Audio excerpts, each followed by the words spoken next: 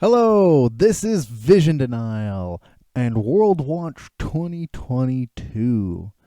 My name is Sam, and if you're new to here, I watch every single playoff game from all 11 participating regions.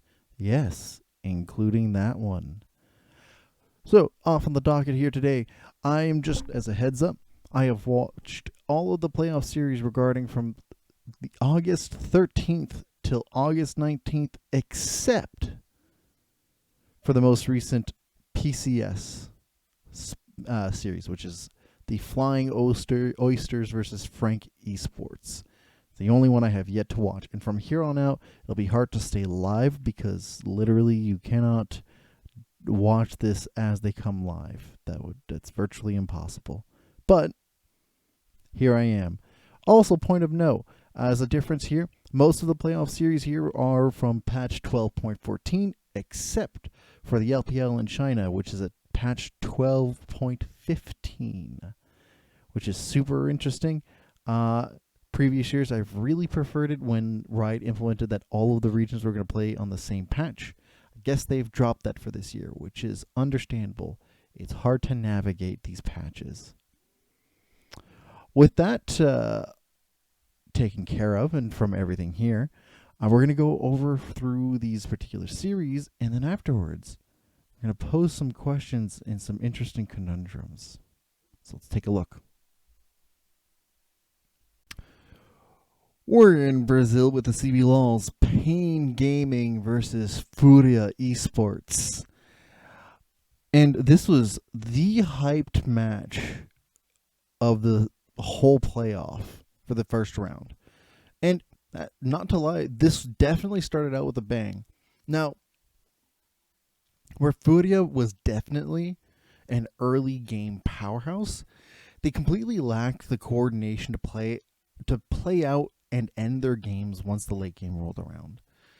The lack of ability to play outside neutral fights, inconsistent late game vision, questionable macro decisions, all of that made for an unfortunate team who showed such strong promise from their early games. Pain Gaming, on the other hand, is a rather slow team, a little bit more methodical on their end. They understood where their win conditions lay and how to get there. The issue, however, is how easily they would find themselves playing from behind, making me wonder how they will approach teams on the international stage if it gets there. Most teams won't give them the chance to scale. Now, Pain Gaming show a lot of signs of hesitation and feel like a team that excels at punishing mistakes instead of forcing them. And that doesn't bode well for any international prospects, which is super unfortunate given how measured and controlled they were. Now, the match from Kaboom played previously yesterday, their best of 5, had me with some high hopes for the top 4 seeds of CBLOL, but here with seed 1 and seed 3 playing some rather sloppy late game, it won't matter how solid either your win condition approach or your win condition approach or your early game is, you'll just get eaten alive. Notable mentions go to Trigo and Dainkedo, who regularly found ways to survive and maximize damage in a lot of these very chaotic and tunnel vision team fights that happened around neutral objectives and around dives. Rather surprising. Honestly, this best of 5 is worth watching for the team fights alone and how some of these players maximize the amount of time they're alive to get as much damage out as possible and survive. Really solid stuff. Up next, we're going to watch. We have Team Ace versus Infinity from Latin America's LLA. I hope you have good heart medication because Dimitri is going to give me a heart attack. Infinity, during the series, looked like the more stable but shy team. Never properly establishing vision in any aggressive manner, but really there for some very defensive vision, coordinated for the team fights and what the next move will be. But it seems like they never played to win the games, just more to not lose. Meanwhile, Ace would have the most aggressive vision play, wildest approaches to team fights, reckless abandon for how they approach their neutral objectives, all in the hopes to find the winning play. Very low percent success, but high value approach to the game.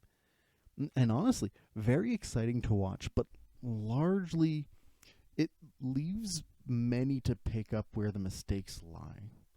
Dimitri and Lonely find huge openings only to jump way ahead, leaving the remaining trio to fend for themselves. And they managed to do it. Kudo to 5Kid and Straight, who had to do a lot of heavy lifting across all 4 games. Now, this isn't to say that Dimitri and Lonely are bad players or the decisions cost them the game, but looking towards Worlds, this kind of playstyle is either going to net you a lot of surprise wins or hefty losses from the giants of the legacy regions, which is something to really think about, especially given how often a lot of these fights and successes start with Dimitri dying, leaving Ace on a disadvantage, only for one of the other players to come up really big on the win because the other team was just not playing up to snuff. Things to think about regarding that. But from that, I don't think Ace is going to do very well if they do manage to Worlds. But this is still the lower bracket. They would have a lot to go, and I don't expect them to do very well near the tail end of it. With that, let's take a look at the next one. We've got, out of CBLOL in Brazil, Loud versus Red Canids KANGA. And what a pleasant series. I'm pleasantly surprised by the gradual improvement out of Loud. As each game moved on, their vision play was fuller, approach to neutral objectives was more consistent, wave manipulation was stronger and stronger every go. Best of all, they showed some nice adaptation during their drafts. Not something I could say from Red, as they couldn't find themselves a draft that worked for their playstyle and would end up giving limited space for Titan to operate under, and a lot of their win conditions towards Hugo and Greftar, who unfortunately would regularly struggle against Robo and Tinones, respectively. Now, the Canids find themselves in the lower bracket, and if they don't manage to adapt from their weaknesses, they'll be left behind very easily. And I can't stop to reiterate how it was just so nice to see a team that so casually improved from game to game in a series. It is something that is actively looked over and should be looked at in terms of like teams that are going to excel in international into the international stage. That said, the aforementioned skill difference between the laners made up a large portion on how some of these fights finished. There's an underlying lack of coordination during team fights out of Loud and some of their neutral objectives that left me a little worried. Moments where Brance and Robo are clearly out of position during a fight, but they are expecting almost that the gold/skill difference will make the cut for these fights. And as much as it did here, that won't fly as well against Pain or even on the international stage. Now, shout out to Croquet and Seos, who controlled the flow and the zones out of these team fights so excellently, if not a little slow to the reaction. Take a look at the next game. We hit the LLA with Estral Esports versus Isirus Gaming. And this had a lot of excitement to it and some concerns. Now, Estral managed to show a larger amount of team fight coordination, awareness of how to use neutral objectives, wave management, vision play, but it always seemed like Isirus were on the offensive and holding the tempo lead. Now, Estral used that used that very well to their advantage, and when they did have control of the tempo, they forced mistakes out of Isirus very cleanly. I very much appreciate that it wasn't just them waiting for mistakes. They did, once having full control, forced the mistakes out and held tempo cleanly. Now, the lack of proactivity up until they get that control gets to a point where it concerns me, especially looking out to Worlds, where if in the early game you're not that kind of proactive, you're just going to get steamrolled on. Now, Isirus, on their hand, show a lot of their gutso and proactive mindset, and it really helped them, especially in Game 2, when they had full control of every aspect of the game from start to finish. But looking back at the lack of consistent vision, haphazard map movement, lack of overall teamfight coordination, and how easily their early game falls apart from their laning phase differences from lane to lane, makes it hard for me to see this team win the LLA spot at Worlds, especially given how much this team excited me for spring. This is a little disappointing. Both teams have shown, some concern, but Estral over here, being the most consistent so far, shows me a lot of confidence if they were to be the reps of this region. I just want to see them be a little bit more proactive of the tempo of the game early in and less reactive and waiting for mistakes from their teams. Now, shout out to Kindless and Mire, who managed to work well with their limits to control the map, or control their map space during team fights in a way that kept the Estral ahead most of the time, even as Boogie was king of the show, really popping off. Let's take a look at the next series. We're in Australia, or technically Oceania, with the LCOs, Order versus Pentanet GG. This is a really weird series. Honestly, very recommended. Not for necessarily the reasons of them being the best, but, you'd think the team with the stronger vision and neutral objective approach, some better applications to the early game, and strong understanding on how to nullify their opponent's draft, and some fairly strong laners, would be the strongest team, right? Well, Pentanet over here would not be the case. What was almost reverse sweep, Pentanet GG really put their hearts and soul into 5 early game drafts that had some good potential, and only one version of them really worked out for 2 games, and really putting some doubts on how Order were going to win the series itself, especially since the strong opening Order put in. Now, Order really looked like they had Pentanet's number. Their draft overall were stronger and had more safety tools for scaling and neutral fights. And honestly, I really liked how Order approached their drafts game by game. But draft is not the end-all be-all, especially if your vision and wave management just make any individual lead that is garnered mute, as Pentanet gained the difference thanks to those weaknesses. Now, this was a rather close series and a lot of fun to watch, especially for some of the more unorthodox compositions brought out. I'm talking about Soraka top and Zillion top. Some good shit. Though, I'm more concerned that if either of these teams qualify for Worlds, their glaring weaknesses are glaring, and they'll be easily exploited. Both these teams have time to improve before either make it to the potential finals. And shout out especially to Biopanther and Winterer, who were good sports at fronting the more unorthodox picks for their teams at the play, notably the Soraka and Zillion top. Well, let's take a look at the next series then. The first playoff of the LPL, and it's a 5-game confusion. Take a look at Fun Plus Pheonix versus Oh My God or OMG.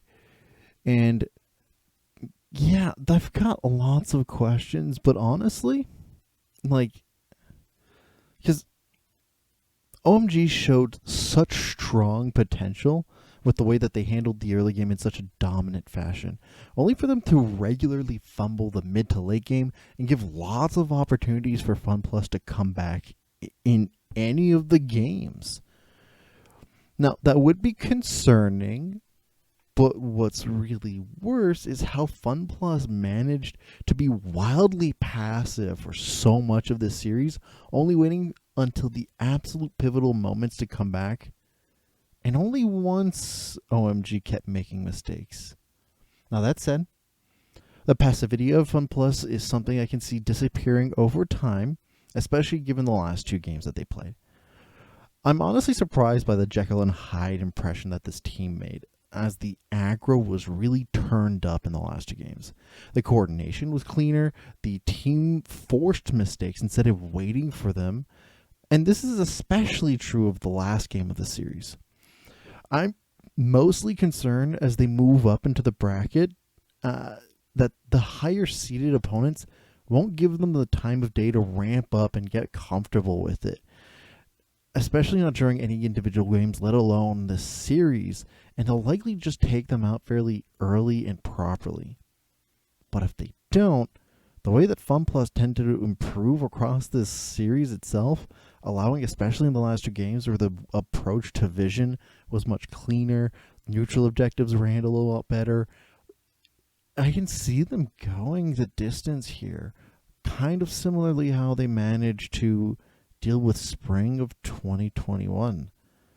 Now, I'm not convinced that'll be the case, but I can see it. Shout out to Clid and Care, who really played up their approach to teamfights in a way that was rather suffocating and handled the area of the map very well, as making sure that their engages were on point and that the damage output was maximized. Let's take a look at the next series. And we're back to Oceania with the LCO. Our match here, elimination match specifically. Wow, words. We've got KANGA Esports, a relative newcomer to the LCO, versus Direwolves, a long-standing org. This was rather interesting. I was surprised and entertained, both positively and negatively, in this particular series. Now, KANGA show a great understanding of their win conditions with their power spikes, or where their power spikes go, and map movement. And it's such a shame that individuals across the board make such consistent positional errors that are so easily punished by the Direwolves. Now, the Direwolves, for their part, mostly waited on the mistakes of their opponents to get anywhere, which is why they likely lost in such a way, only having really 1 game that was really impressive that took way too long for either team to win. Now, despite their positional errors, I found myself at a loss on their solid map movement but poor vision denial. It made what was super clear understanding of their approach to just like where they needed to go onto the map turn into really sloppy decision making quite quickly out of the side of KANGA. Those are the 2 critical sins that KANGA Esports put forth as the otherwise very clean and one-sided set of games they played. I do think they had great drafts, decent enough vision control, and solid team fighting. But do I think this is enough? This is like a world-class caliber team? No. But I do think we'll give the top 3 seeded teams of the LCO a run for their money with the high-octane approach that they have. But only if they don't fumble through each engage as they happen. Now, shout out to Phyto and Limos, who honestly do a lot. Like, just do the most amount of damage out of the time they stay alive during these rather chaotic fights. And if there's anything this series will show, they're a lot of fun for the chaotic fights. Not necessarily high quality ones, but very chaotic and fun ones. Also, a bonus shout out to Benvi, who, even if he had the most amount of positional errors here, found some of the most interesting engage angles. Really good shit. Up next, let's take a look at it. Into the LPL from China, we've got LNG Esports. This is Bilibili Gaming. And went from exciting to confusing really quickly.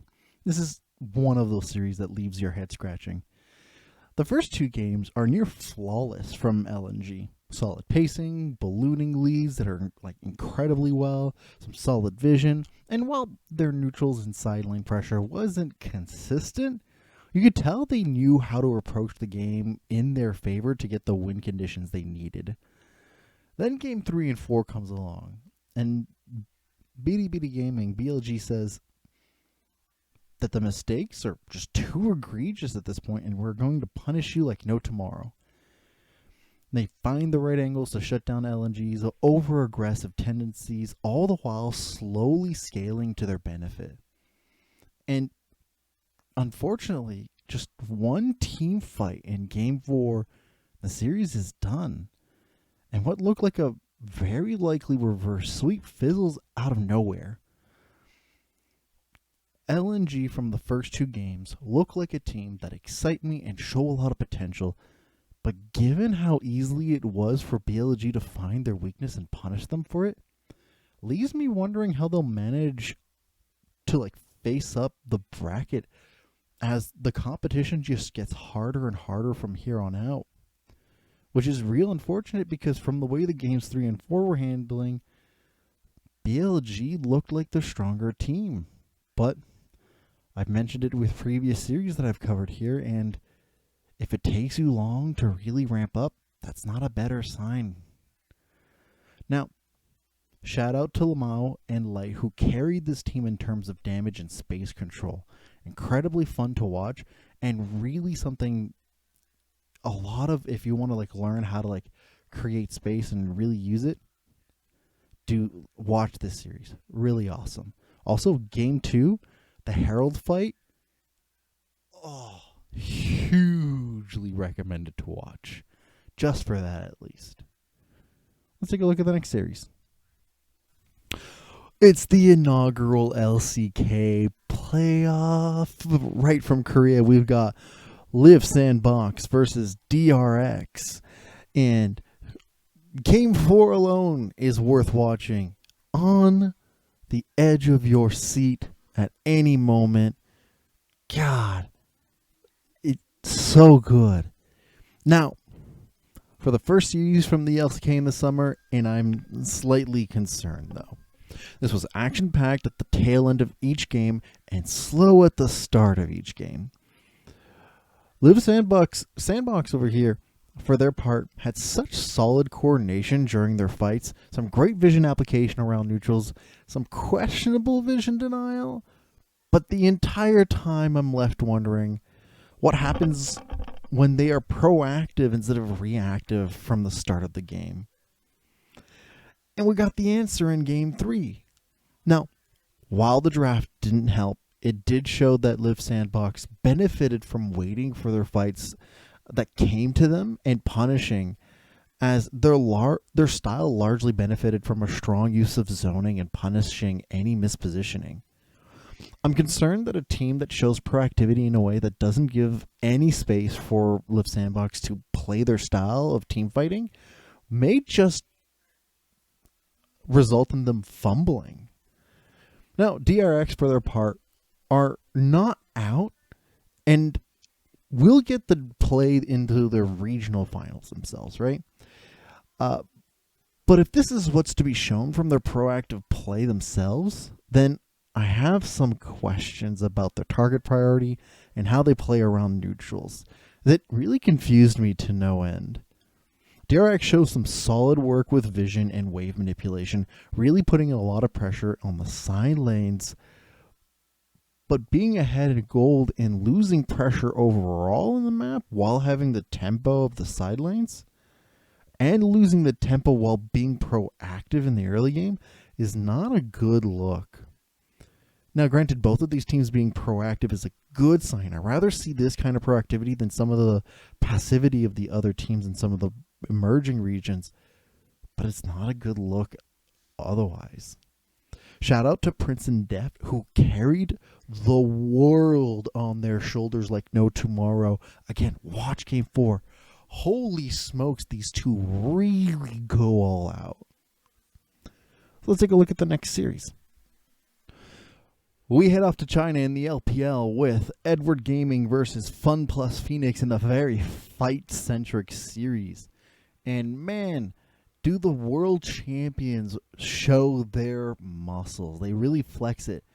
Edward Gaming showed themselves to be absolute monsters in a series that didn't look close for the most part. They handled vision excellently, wave manipulation on point, drafts are super solid, some of my favorite decisions, all in service of team fights and skirmishes. Something to notice, all right? They fumbled the most often around neutral objectives. Fumbling is a nice way to put it. A team who has such solid grasp on how to set up plays around anything but neutral objectives would be a worldwide powerhouse. But with so many teams relying on neutrals to get ahead, like, the upside is at least they'll know how to close out games better. The downside is that, oh man. But Edward Gaming are a team that they're just a team that secures neutrals when they have won a fight that conveniently lines up with neutrals. And just to elaborate, it's different from a team that specifically set up a neutral objective with the intention of being able to either push them off or kill them if they overcommit. Edward Gaming, when they set up a neutral objective, there's so many question marks on the priority and how they choose to either over-focus some fights over simply just zoning and securing the objective. Part of me worries that a team of such caliber will wind up fumbling when it counts because their priority on neutrals is so low that their opponents will just simply garner more out of it and outscale. And worse, if it's a team that can match them in team fights on top of playing neutral objectives better. I can only imagine that if at this point of this team, like EDG here, are only 5th seed, the top 4 seeds are just going to do better overall. We'll see if they get to improve, though. Shout out to Junja and Viper, who were huge powerhouses in early skirmishes and late game team fights, really playing to their limits and pushing Fun Plus Pheonix in a position they really couldn't answer. Let's take a look at the next one. We head off to the LCK in Korea for the second match of round 2. Damwon Gaming Kia versus KT Rolsters. And jeez, I would recommend this because it's rather insane, but like, where to begin? Both teams show insane application of vision and team fighting. And yet it seems like that doesn't extend to much else going on. Where Damwon have incredible early game pressure, as every year before this iteration, their late game is questionable on a lot of occasions, where they choose to slow the game down to scale instead of pressuring the advantages they need to balloon. KT, on the other hand, for their part, have a solid understanding of when they need to fight and no understanding of when not to fight. Their motto is, if we win the fight, we get ahead regardless of the context.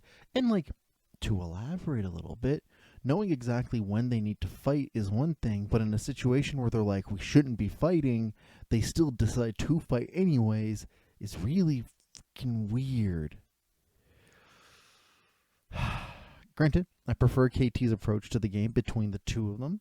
It leaves them very short-sighted on how to engage their opponents, and it helps that Damwon is their opponents, as my goodness, some of their macro choices leave me wondering, where do they expect to go with some of these priorities? Overall, these games are fun, but out of the bottom 4 teams, I don't have a lot of faith for these two if the decision making isn't resolved, because as of now, neither of these teams look like world caliber teams. And it's incredibly telling that the series ends as one team is getting the Cloud Soul while the other one is hitting Nexus turrets. Shout out to Duckdam and Aiming, whose teams seriously drafted all of their hopes and dreams together, just enough times for them to die. Let's take a look at the next series. We head off to Southeast Asia with the inaugural the inaugural summer split playoff of the PCS with Beyond Gaming, Megabank Beyond Gaming versus J-Team. And just like every first round PCS playoff ever, it confuses delights and surprises. Now, J-Team looked confident in, one game during Game 3 and won it off of that confidence alone. The cohesion was necessary, especially against a team like Beyond Gaming, who are so well coordinated around neutrals and fights associated with them. J-Team will have a chance to recover in the lower bracket, but outside of their vision game, they don't look like a team to really expect anything from, at least from this series. Beyond Gaming, on the other hand,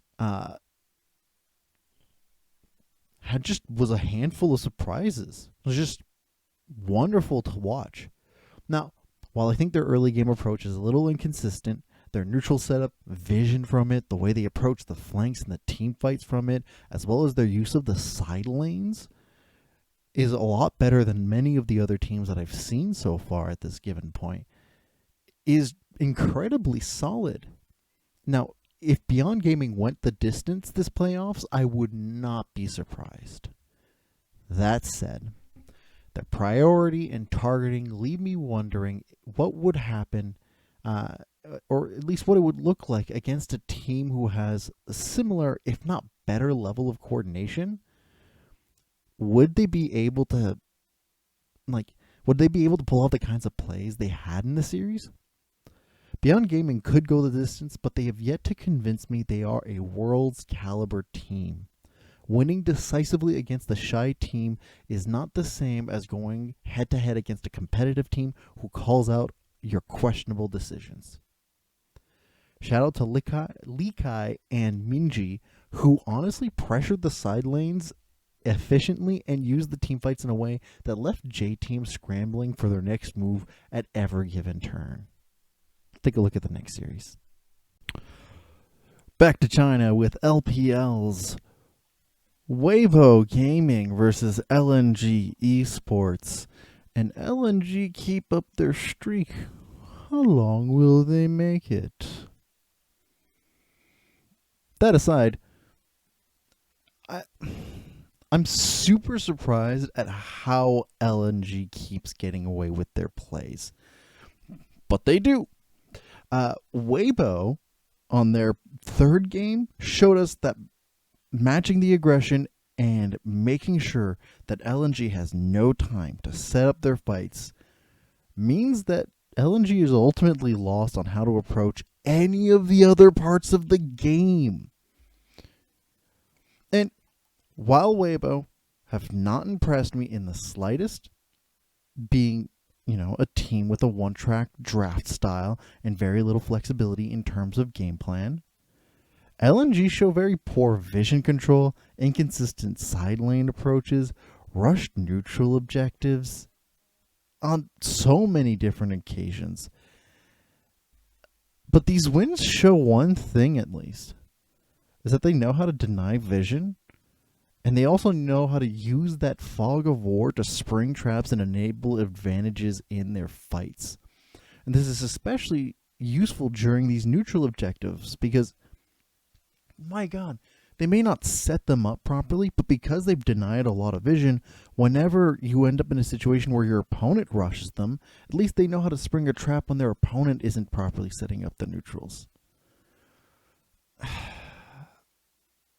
Now, I want to see them show better applications of this, especially in regards to actually placing vision.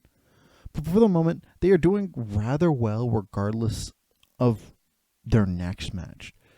And given that, they should now have a lot of leeway when it comes to qualifying for Worlds. LNG fans should be excited. Shout out to Ala and Light, who really popped off this series, especially within their own lane matchups against literal titans in the league. Let's take a look at the next one. So that was real interesting as in terms of a week. And from this, a couple of things have emerged from a lot of my observations. From one, just looking at the query of all of the different champions that played out of the 73 games, and I haven't watched all 73 games. I've watched the first 69 games. Nice.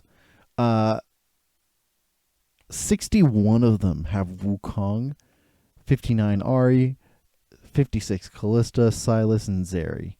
A lot of the different champions that are involved here have a lot to do with controlling the area of which you play your different team fights.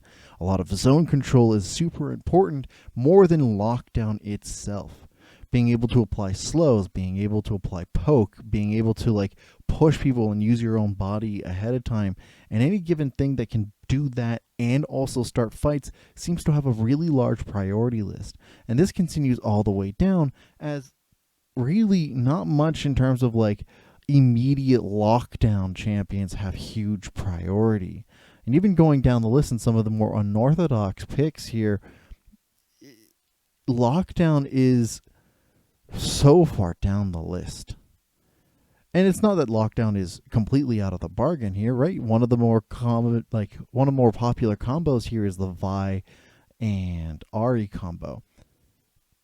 But it's come clear that at least with this particular set of patches and this set of playoffs, that really the whole gist of where teams are going, or at least leaning towards, is being able to control areas and push teams away more than actually start fights to be able to set up for whatever objective they're going for. And with that, I'm going to segue a little bit towards the other thing I've observed, which is which teams decide that neutral objectives are important and which teams decide that fights and side lane pressures are important. There's a notable difference between the two questions here. Primarily because, and I don't have any more hugely specific examples outside of this, seems to be a regional trend more than anything else. And if the region is rather large, like in the LPL, then it becomes specific team choices.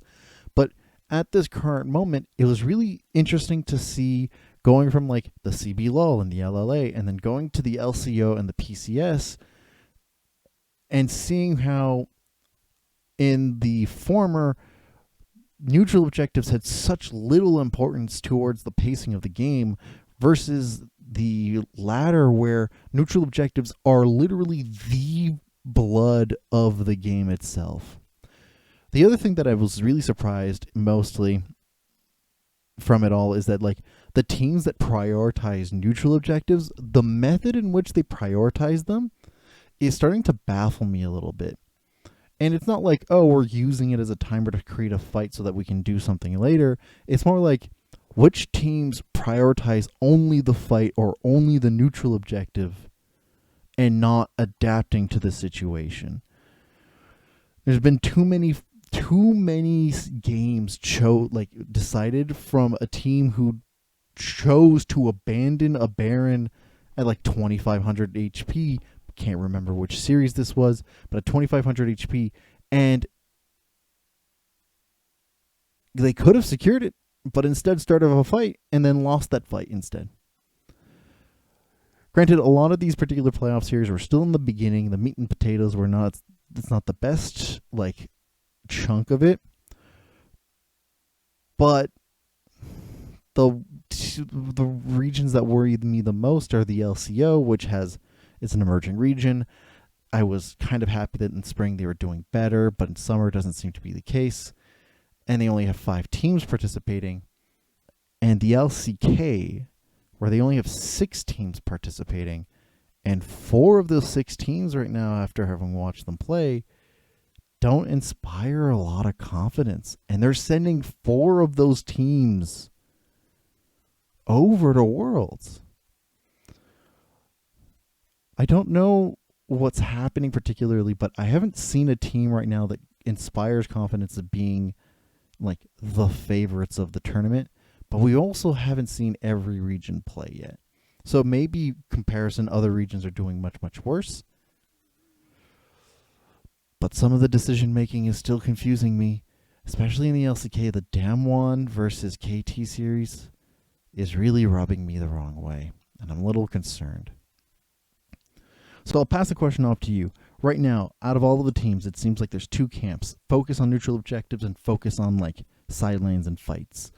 Which camp do you fall under? I personally think that out of all of the different ways to play the game, the teams that depend on neutral objectives to keep the pace going falter more frequently than the teams who, focus on side lanes and team fights. But I don't like that there's no flexibility between the two. So if I was to answer one camp over the other, I would rather the team that focuses on the neutral objectives, because at least there's something to fall back on. But it's not a good sign that it's usually one or the other with a lot of these teams. So you let me know. Also, let me know so far. A lot of the teams that have played at this moment, solid, fun games, no confidence. But we have yet North America, Europe, Turkey. Vietnam is way later down the line. Just taking a look at this, we've got a lot of regions that start. We've got North America, Europe, and Turkey are starting next week, and it's going to be really interesting. I'm really excited to see where this leads. With that, I really appreciate all of you who are watching, and with that, I hope that you have a great week and a solid time.